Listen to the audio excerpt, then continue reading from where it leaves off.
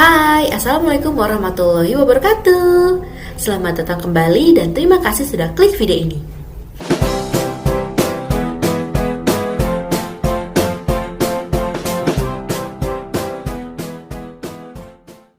Hari ini kita akan belajar tentang pengelolaan usaha dan kegiatan ekonomi. Masih di tema 5B, yaitu udara bersih bagi kesehatan. Tujuan pembelajaran kita hari ini adalah pertama, agar kalian mengetahui jenis-jenis pengelolaan usaha dan agar kalian mengetahui macam-macam kegiatan ekonomi.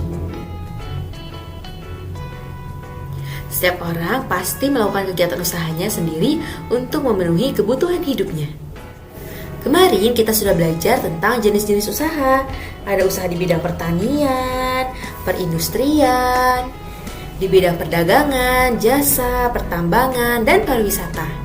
Nah, sekarang kita akan belajar tentang pengelolaan usaha yang dikelola sendiri dan dikelola bersama-sama. Apa bedanya ya? Tanpa berlama-lama, ayo kita mulai, check it out. Pertama, pengelolaan usaha. Ada usaha yang dikelola oleh sendiri. Usaha yang dikelola sendiri umumnya menggunakan modal sendiri, tenaga sendiri, ada juga sih yang dibantu dengan tenaga lain atau ada pekerjanya, dan atas tanggung jawab sendiri. Keuntungan yang diperoleh pun untuk dirinya sendiri dan untuk keluarganya. Misalnya di sini ada membuka warung, yaitu usaha di rumah. Ada juga pedagang kaki lima yang berdagang di pinggir jalan atau dengan cara berkeliling. Dan pedagang pasar atau yang berjualan di pasar. Seseorang yang punya bakat dagang biasanya bisa sukses dengan melakukan bisnisnya sendiri. Apakah di sini ada orang tuanya yang memiliki usaha sendiri? Lalu ada juga usaha yang dikelola secara berkelompok atau secara bersama-sama. Usaha yang dilakukan secara berkelompok dilakukan secara bersama-sama, baik dalam modal, pengelolaan, maupun bagi hasilnya. Ada berbagai usaha yang dilakukan secara kelompok, biasanya membentuk badan usaha. Kita bahas satu persatu ya. Pertama ada firma atau FA. Firma adalah persekutuan untuk menjalankan usaha antara dua orang atau lebih secara bersama-sama. Pemilik firma terdiri atas beberapa orang yang bersekutu atau bekerja sama.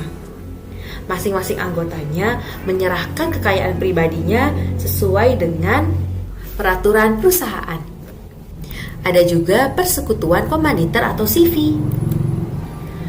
CV merupakan persekutuan yang didirikan oleh satu orang atau beberapa orang. Nah, masing-masing orang ini mempercayakan uangnya atau barangnya kepada orang yang menjalankan usahanya. Misalnya nih, ada 5 orang yang ingin mendirikan usaha, misalnya membuka restoran.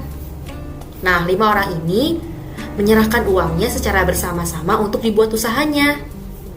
Nah, nanti ada orang yang ditunjuk untuk menjalankan usaha restoran tersebut. Nah, nanti orang tersebut akan menjalankan semua usahanya dan nanti hasilnya dapat dibagi-bagi ke 5 orang tersebut. Dan orang yang menjalankan usahanya pasti dong mendapatkan gaji. Lalu ada PT atau perseroan terbatas. Perseroan terbatas adalah organisasi usaha yang memiliki badan hukum resmi, dimiliki oleh minimal 2 orang dengan tanggung jawab yang berlaku pada perusahaan. Kalau PT biasanya perusahaan-perusahaan besar ya. Lalu ada koperasi. Koperasi merupakan badan usaha yang menganut asas kekeluargaan. Tujuan koperasi adalah untuk mensejahterakan anggotanya. Keuntungan yang diperoleh dari koperasi akan dibagikan kepada seluruh anggotanya. Koperasi itu ada koperasi simpan pinjam atau ada koperasi yang menjual barang-barang. Lalu terakhir ada BUMN atau badan usaha milik negara. BUMN adalah sebuah perusahaan milik negara yang dimiliki pemerintah sebuah negara. BUMN dimiliki oleh negara untuk mengatur atau mengelola kebutuhan yang paling banyak dibutuhkan oleh warganya. Misalnya, di sini ada PT Kereta Api Indonesia, kemudian ada PT PLN, perusahaan listrik negara, ini untuk mengelola pemasokan listrik bagi seluruh warganya. Dan di sini ada PT Pertamina untuk mengelola minyak bumi dan gas bumi. Jadi pengelolaan usaha itu dibagi menjadi 2 ya. Ada yang dikelola oleh sendiri, ada juga yang dikelola oleh kelompok. Dan sekarang kita ke kegiatan ekonomi. Ada apa saja? Proses kegiatan ekonomi itu dimulai dari produksi, yaitu menghasilkan barang atau membuat barang. Kemudian nanti hasilnya akan didistribusikan atau akan disalurkan. Lalu terakhir yaitu konsumsi menggunakan atau memakai barang. Misalnya ini adalah pabrik baju atau pakaian. Di sini ada orang-orang yang membuat baju, menjahit baju.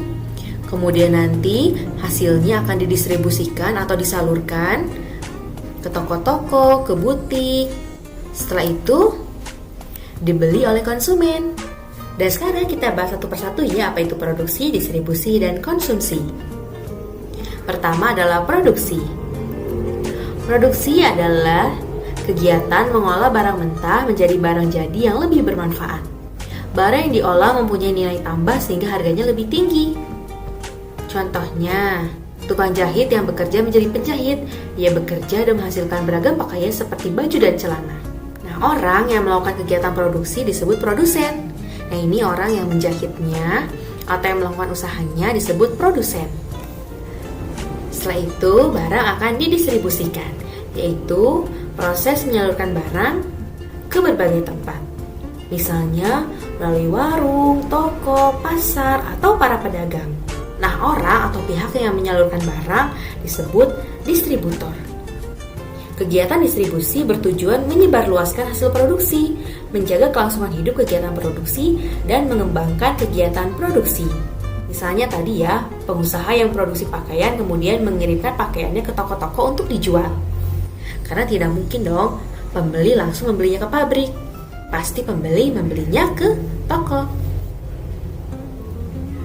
Lalu yang terakhir adalah kegiatan konsumsi.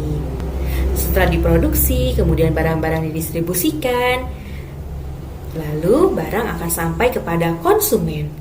Pada kegiatan konsumsi inilah barang-barang dipakai atau dihabiskan. Nah, orang atau pihak yang memakai atau mengonsumsi barang disebut konsumen. Contoh kegiatan konsumsi yang biasa dilakukan oleh masyarakat adalah membeli dan memanfaatkan barang berupa makanan dan pakaian, serta membeli dan menggunakan kendaraan untuk transportasi. Jadi, barang-barang yang setiap hari kita pakai atau kita gunakan, ada yang membuat dan ada yang menyalurkan. Oke, jadi kegiatan ekonomi itu tadi ada 3 ya, produksi, distribusi, dan konsumsi. Produksi membuat barang mentah menjadi barang jadi, kemudian distribusi menyalurkan barang, dan terakhir adalah konsumsi yaitu memakai atau menghabiskan barang. Berbagai jenis usaha melibatkan pengusaha dan karyawan yang bekerja di perusahaan.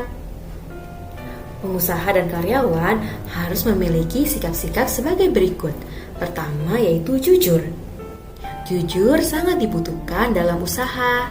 Lalu harus bekerja keras, membuat produk yang memiliki kualitas baik, serta barang yang dihasilkan harus yang bermanfaat bagi masyarakat.